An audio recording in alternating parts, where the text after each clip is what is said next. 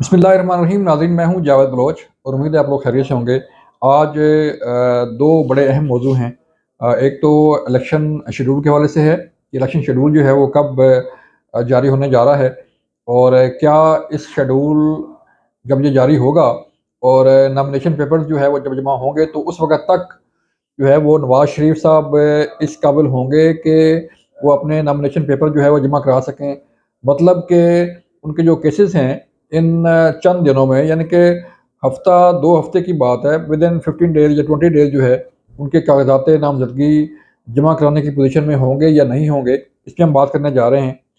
और फिर एक बड़ी खबर आई है कि जो काबीना कमेटी थी ईसीएल की, उसने तहरीक-ए-इंसाफ के चेयरमैन इमरान खान का भी और बुशरा बीबी समेत कई अहम रहनुमाओं के नाम जो है वो ईसीएल में डालने की सिफारिश कर दी है। और उसमें जुल्फ़ी बुखारी भी शामिल हैं, उसमें गुलाम सरवर खान भी शामिल हैं, परवेज़ खटक भी शामिल हैं, परवेज़ इलाही मुराद सईद भी शामिल हैं। तो इस पे बात करेंगे कि परवेज़ खटक तो उन्होंने अलग जमात बना ली, और उनका नाम क्यों शामिल हो गया? गुलाम सरवर खान तो इस्तेकाम पाकिस्तान पार्टी को प्यारे हो गए, तो उनका नाम क्यों शामिल हो गया? तो इस पे हम बात करने जा रहे हैं कि आगे होने वाला क्या है। सबसे पहले हम चलते हैं कि नवाज़ शरीफ साहब जो है वो अपनी कैंपेन चला रहे हैं। कैंपेन तो नहीं करेंगे लेकिन सियासी जोड़-तोड़ जो है वो उसमें मसरूफ़ हैं। मुख्तलिफ़ सियासी जमातें अपने साथ मिला रहे हैं। एमक्यूएम को साथ मिलाया, बाप पार्टी को साथ मिलाया, और जेयूएफए को साथ मिला रहे हैं। तो ये सारे सियासी इत्तेहाद एक तरफ, और दूसरी तरफ जो उनके केसेस हैं उनका जो ट्रायल है वो दूसरी तरफ है। ये ट्रायल जो है वो कब तक चलेगा?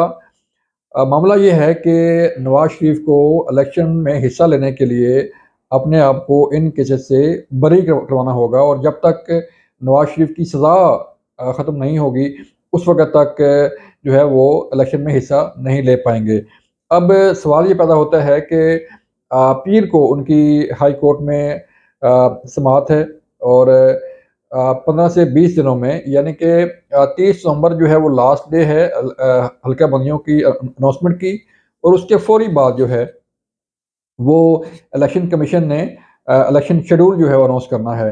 नॉमिनेशन पेपर्स के लिए तारीख दी जाएगी, और बताया जाएगा कि आप उस वक़्त तक जो है वो अपने नॉमिनेशन पेपर जमा करवा दें। तो अ, जनवरी की दिसंबर की जो दिसंबर की 15 तारीख या 20 तारीख तक जो है वो नवाज़ शरीफ के केसेस अगर ख़त्म हो जाते हैं, तो फिर शायद वो इस काबिल हों कि वो अपने नॉमिनेशन पेपर जो है वो जमा करवा सकें। कागज़ात नामज़दगी जो है वो जमा कराने के लिए ज़रूरी है कि नवाज़ शरीफ जो जिनको सज़ा हुई थी, वो सज़ा ख़त्म हो, वो बरी हों, और उन्हें जो है वो उनको क्लियर कर दिया जाए कि उनके कागज़ात नामज़दगी जो है वो क्लियर हों और वो इलेक्शन में हिस्सा ले सकें। अब दूसरी बात, अ, एक तो ये है कि इलेक्शन एक्ट में तरमीम की गई थी, आपको याद होगा, और इलेक्शन एक्ट में तरमीम करने के बाद से ये फैसला हुआ था कि जो नाअहली की मुद्दत है वो 5 साल होगी। अब 5 साल की जो मुद्दत है वो तो इलेक्शन एक्ट में तरमीम होगी, लेकिन आइन की आर्टिकल 62 और 63 जो है उसका क्या बनेगा? और इलेक्शन एक्ट की जो कानून साज़ी है उसकी तशरीह करने के लिए भी ये मामला सुप्रीम कोर्ट में जाएगा कि जो ताहयात नाअहली है नवाज़ शरीफ साहब की, वो क्या इलेक्शन कमीशन जो है वो खुद जो है फैसला कर सकता है कि उनके कागज़ात नामज़दगी जो है वो मंज़ूर कर ले, या सुप्रीम कोर्ट के पास जाया जाएगा और सुप्रीम कोर्ट जो है ये फैसला करेगी, तशरीह करेगी कि अगर ये कानून साज़ी हो गई है तो उसके मुताबिक ठीक है, उनकी जो नाअहली की मुद्दत है वो 5 साल कर दी जाए। तो फिर जाके कहीं नवाज़ शरीफ की मुश्किलात दरअसल जो है वो कम होंगी, और उसमें जो है वो इलेक्शन में हिस्सा ले पाएँगे। अब ये 15-20 दिन जो है वो बड़े अहम हैं, और इन इन दिनों में जो है वो नवाज़ शरीफ की सियासत का फ़ैसला होना है कि उन्होंने आगे सियासत जो है वो किस तरह करनी है। उन्होंने वज़ारत उज़्मा के ओहदे तक कैसे पहुँचना है, और इसमें सबसे अहम किरदार जो है वो इलेक्शन कमीशन का होगा।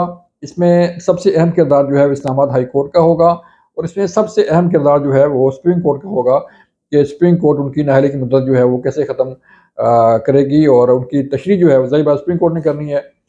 तो इससे पहले इस्लामाबाद हाई कोर्ट ने अगर फैसला दिया कि उनके बरी होने का फैसला दिया तो फिर ये हवाओं का जो रुख चल रहा है वो वाक़ई ही नवाज़ शरीफ की तरफ जाएगा और नवाज़ शरीफ जो है वो वज़ारत उज़्मा की दौड़ में शामिल हो जाएंगे। 15-20 दिन है, इसमें फैसला हो जाएगा कि क्या होने वाला है, लेकिन जो मामलात देखे जा रहे हैं, जो सामने नज़र आ रहा है, वो यही है कि शायद नवाज़ शरीफ की, चूँकि मरीम नवाज़ बरी हो चुकी हैं, कैप्टन सफदर बरी हो चुके हैं और नैब जिसने रेफ़रेंस बनाए थे, वो खुद कह रहा है कि इन रेफ़रेंस में कोई ऐसी चीज़ नहीं, हमें कोई शवाहिद नहीं मिले करप्शन के, तो फिर मामला ज़ाहिर बात है कोर्ट उसी तनाज़ुर में देखेगी, जो नैब कह रहा है, जो नैब की एविडेंस है, उसको देखते हुए कोई फ़ैसला होगा। कोर्ट ने फैसला करना है, क्या फैसला सामने आता है, लेकिन मामलात जो है वो सिर्फ 15-20 दिन के रह गए हैं कि उसमें उनको या तो बरी होना है या जैसे भी हो वो उनके केसेस का फैसला जो है वो होना बड़ा ज़रूरी होगा। दूसरी बड़ी खबर ये है कि तहरीक-ए-इंसाफ के चेयरमैन और इमरान खान और बुशरा बीबी समेत जो है वो कई अहम रहनुमाओं के नाम ईसीएल में डालने की सिफारिश कर दी गई है। बुशरा बीबी का नाम भी ईसीएल में शामिल होगा। इससे जुल्फ़ी बुखारी का भी नाम शामिल होगा। गुलाम सरवर खान का भी नाम शामिल किया जा रहा है। परवेज़ खट्टक का, परवेज़ लाई का, मुराद सईद का नाम भी शामिल किया जाएगा।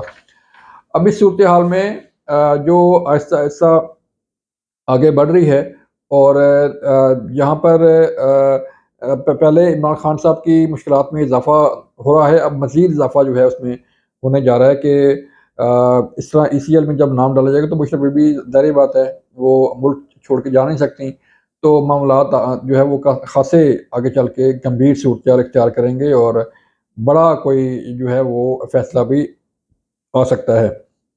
क्योंकि सरफर साजिश केस जो है वो चल रहा है, तोशाखाना केस, तोहाइफ केस जो है वो नैब में चल रहा है।